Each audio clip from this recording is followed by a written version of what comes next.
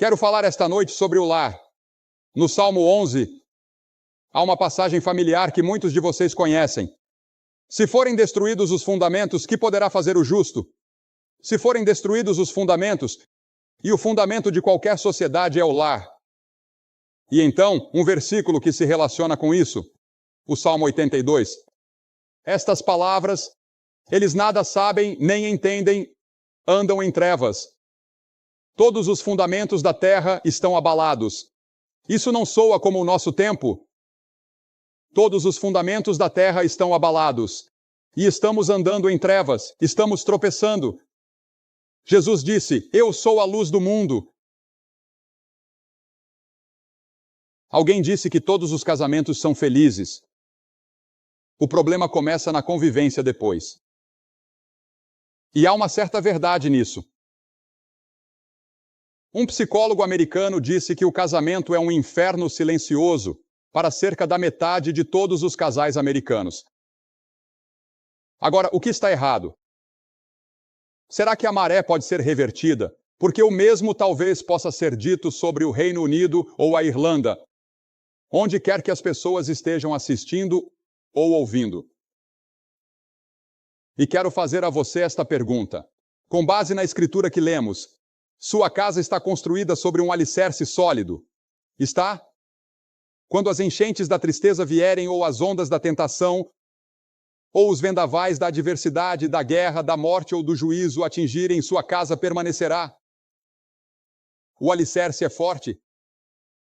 Pesquisadores sociais estão descobrindo que em tempos de estresse, em vez de unir as famílias, muitos cônjuges acham mais fácil fugir da luta contra as emoções avassaladoras que tragédias familiares geram. Uma de nossas famílias mais famosas passou por uma terrível tragédia há alguns anos. A filha deles foi sequestrada e eles permaneceram unidos. Oraram juntos, trabalharam juntos, pagaram milhares de dólares. E finalmente ela foi resgatada, depois de cerca de 1 ano ou 2. Mas logo após ela voltar para casa, eles se divorciaram. As emoções, o estresse, a tensão foram grandes demais. E aquela família se desfez. Agora, o apóstolo Paulo estava ministrando em Corinto, que era uma cidade hedonista, uma cidade pagã, uma cidade imoral. E ele disse o seguinte, ele disse, cada um veja como edifica, porque ninguém pode lançar outro fundamento, além do que já está posto, o qual é Jesus Cristo. Se você edificar sua casa sobre Jesus Cristo, os problemas do lar serão muito menores. E os problemas do divórcio talvez nunca venham. Descobrimos em uma pesquisa nos Estados Unidos que, onde há leitura da Bíblia, oração e frequência à igreja no lar, temos apenas um divórcio em cada 300 casamentos. Mas a média nacional é quase 1 em cada 2, o que indica que se você construir sobre Cristo, essa é a resposta para a quebra dos lares hoje. Agora, Cristo nasceu em um lar terreno e viveu sob disciplina parental. Seu primeiro milagre foi realizado em uma cerimônia de casamento. O pai de Cristo morreu quando ele era jovem, aparentemente, pois não há menção dele depois que Jesus tinha 12 anos. Então talvez Jesus Cristo, sendo o filho mais velho, tenha sido o provedor da família. Não sei. Mas ele conheceu todos os problemas do lar. E uma bênção favorita que ele dizia ao entrar em uma casa era: paz seja sobre esta casa. E Jesus disse que a entrada na família espiritual é como a entrada em uma família doméstica. É por meio do nascimento. Ele disse, é necessário nascer do alto. É necessário nascer de novo. Nascer na família de Deus. Você nasceu na família em que vive atualmente ou em outra família. Mas também é necessário nascer na família de Deus. Se você quer ir para o céu, se quer ter seus pecados perdoados, se quer saber que tem a vida eterna, é necessário nascer na família de Deus por arrependimento e fé e recebê-lo. Por arrependimento dos seus pecados e recebendo-o pela fé.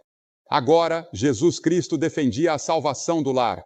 A Zaqueu ele disse, hoje veio salvação a esta casa, E sempre que salvava ou curava alguém, sua primeira preocupação era que essa pessoa fosse para casa e contasse à família sobre isso. Alguns queriam segui-lo a partir daquele dia. Ele dizia: não, vá e conte à sua família. Volte e conte à sua comunidade. Vá contar aos outros. Ao homem possesso de demônios que foi restaurado, sua ordem foi: volte para sua casa e mostre as grandes coisas que Deus fez por você. E talvez alguns de vocês estejam aqui esta noite começando sua vida de casados. Talvez estejam aqui em lua de mel e não poderiam dar um presente de casamento maior um ao outro do que o que um casal jovem deu na outra noite aqui neste estádio. Eles tinham acabado de se casar e a primeira coisa que fizeram foi vir a este estádio e vir à frente e entregar suas vidas a Cristo juntos. Eles disseram: queremos começar nossa vida de casados com Cristo. Isso pode acontecer com você esta noite. Talvez você esteja casado há 20 anos, ou 30 anos, ou 10 anos, tanto faz, mas nunca fez isso. Agora, primeiro, um lar bem-sucedido deve ser fundado em um casamento ordenado divinamente. Lembre-se, Deus realizou o primeiro casamento. Adão e Eva tiveram um casamento ideal. Adão não teve que ouvir sobre todos os outros homens com quem ela poderia ter se casado. E ela não teve que ouvir sobre como a mãe dele cozinhava. Se ignorarmos as orientações e os regulamentos de Deus para o lar, ele estará em risco de fracassar. Mas muitas pessoas relutam em fazer um compromisso. Amor físico não é suficiente. É o compromisso que sustenta nos tempos difíceis. Quando você se casa, está se comprometendo para a vida. É o compromisso que manteve Ruth e eu juntos, em tempos de estresse ou tensão ou dificuldade. Nunca pensamos em nos separar ou divorciar. Não importava qual fosse o problema. Talvez ela tenha pensado. Eu nunca pensei.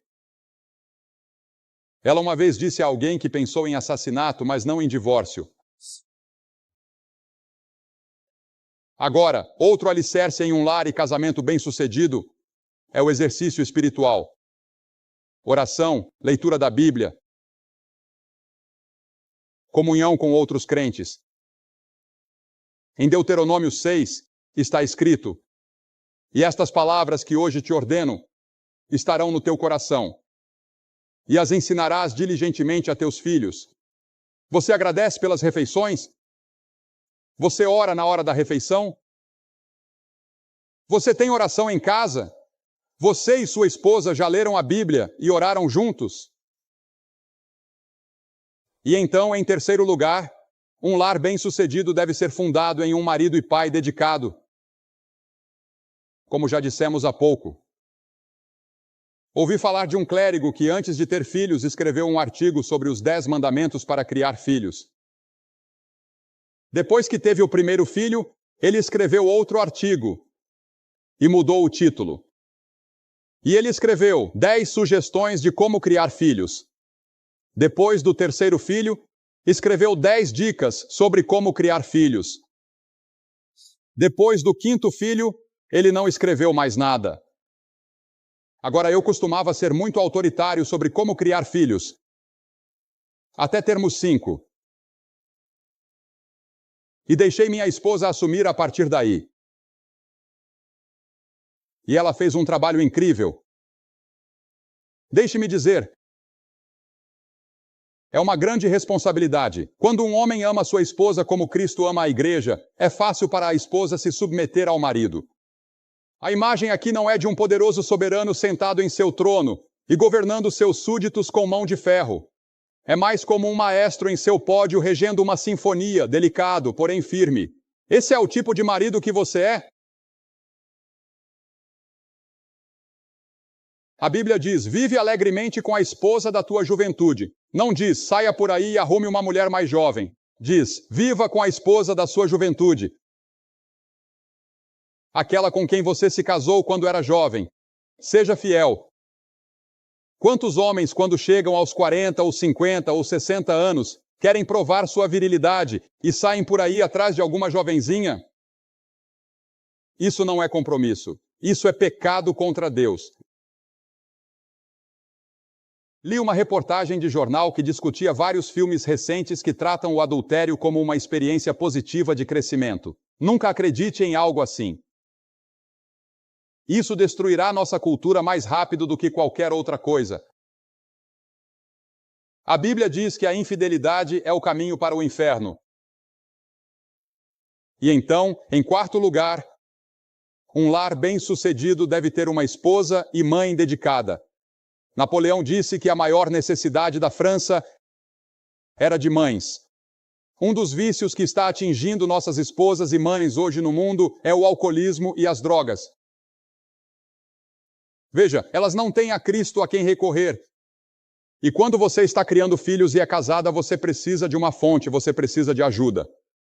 E isso vem de Deus, de um relacionamento com Deus. Assim como o marido, para ser o tipo certo de marido, precisa de Cristo, da mesma forma, para ser o tipo certo de esposa ou mãe, você precisa de Cristo. E muitas não têm a Cristo. Então recorrem a outra coisa em busca de ajuda. Um lar cristão tem uma esposa e mãe dedicada. Agora, eu sei que em lugares como Sheffield, onde há, ou Yorkshire, ou lugares nos Estados Unidos, como em Michigan, onde há grande desemprego, as mulheres precisam trabalhar. E quero elogiar vocês por ajudarem no lar e estarem dispostas a se sacrificar trabalhando para ajudar em casa durante tempos de depressão, ou recessão, ou falta de renda no lar.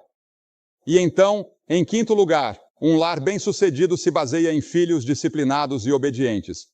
Agora, as crianças podem absorver qualquer quantidade de amor e disciplina, contanto que os dois estejam em equilíbrio. Ouvi um psiquiatra da Universidade de Colômbia dizer, muitos anos atrás, nos Estados Unidos, ele disse: se seus filhos se rebelarem, preserve o amor a todo custo. Eles vão superar isso. E quando superarem esse período, o amor estará lá. E você não terá que restabelecer nada. A Escritura diz, instrui o menino no caminho em que deve andar, não no caminho em que ele quer andar, mas no caminho em que deve andar.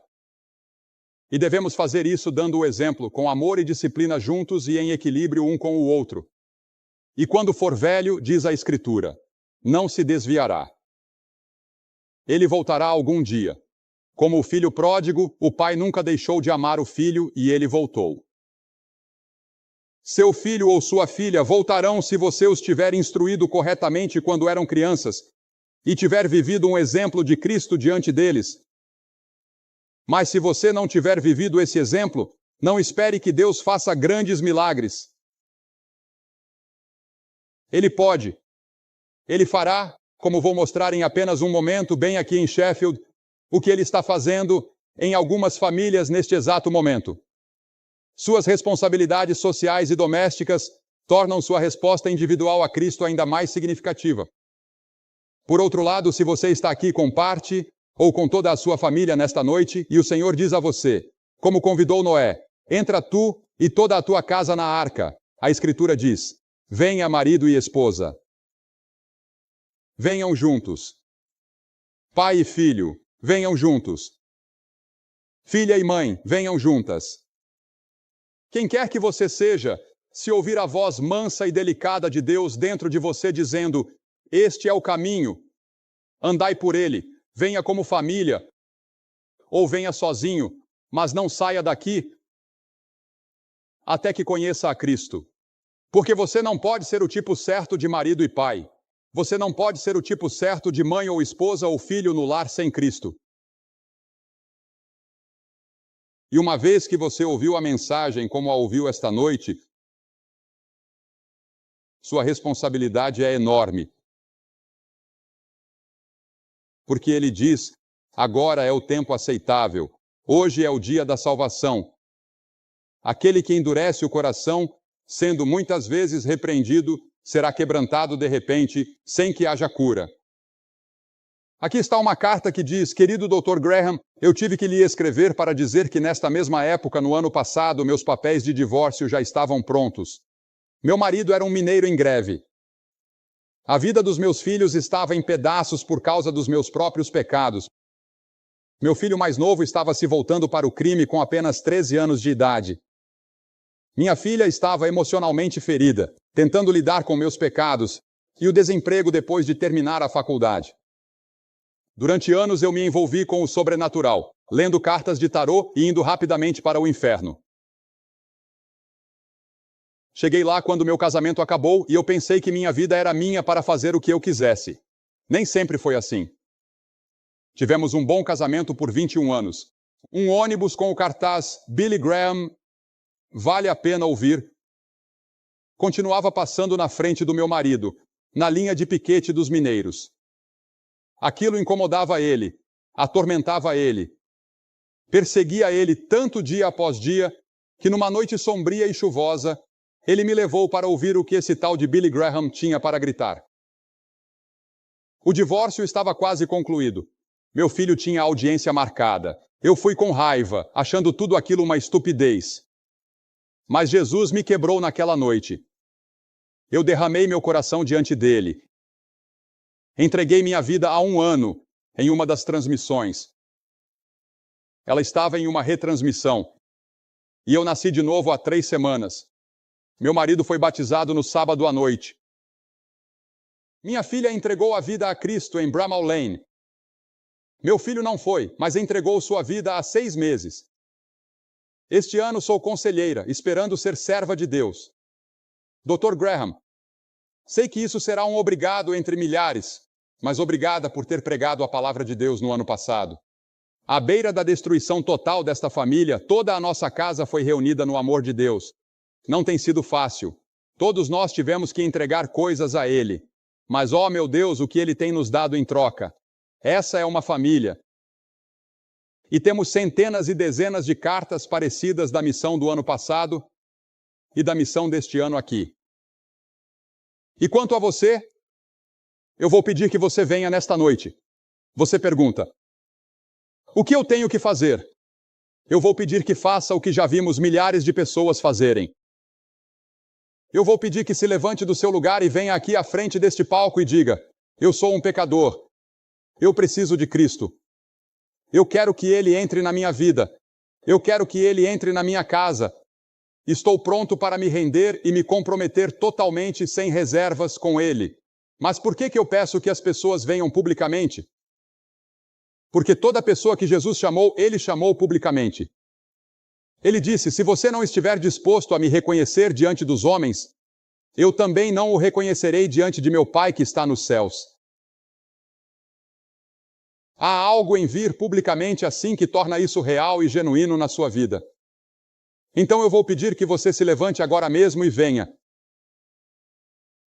Se você está lá em cima na arquibancada, vai levar 2 ou 3 minutos, então comece agora.